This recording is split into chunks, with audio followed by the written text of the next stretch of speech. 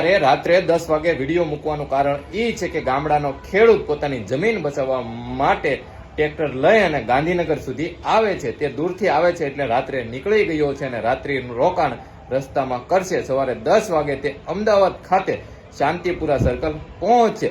એટલે શહેરમાં રહેતા લોકો, ગાંધીનગર અને અમદાવાદમાં રહેતા લોકો ખાસ તે ધ્યાનથી સાંભળે કે આ ખેડૂતોનું તેઓ સ્વાગત કરજો, કેમ કે તમારું શહેર ગામડાના ખેડૂતની મહેનતથી ચાલે છે. તમે, તમારો પરિવાર અને તમારા બાળકો તે ખેડૂતના મહેનતનું ખાવ છો. તમને અવસર મળ્યો છે આ ખેડૂતોનું સ્વાગત કરવાનો. આ અવસર ચૂકતા નહીં અને જેટલું બને તેટલું ખેડૂતોનું સ્વાગત કરજો.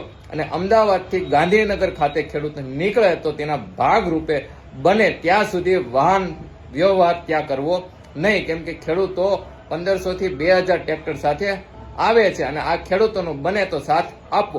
શહેરમાં રહેતા ખેડૂત અને ખેડૂતના દીકરાઓ અને પરિવારો ખેડૂતોની સાથે ઊભા રહેજો અને બને તો સવારે ખેડૂતો સાથે તે યાત્રામાં જોડાજો, જેથી ખેડૂતોનું મનોબળ વધે. અને અસામાજિક તત્વો જે હંમેશા આંદોલન તોડવા માટે તૈયાર હોય ત્યાં ખેડૂત આંદોલનથી દૂર રહેજો, કેમ કે આ વખતે ખેડૂત કોઈને છોડશે નહીં. અને ખાસ કરીને ખેડૂતના પુત્રો તમારા કેમેરા શરૂ રાખજો એટલે તમને ખબર પડે કે કોણ અસામાજિક તત્વો આ ખેડૂત આંદોલનને તોડવા માટે આવ્યા છે. ખેડૂત જીતે અને ખેડૂત જીતશે જ.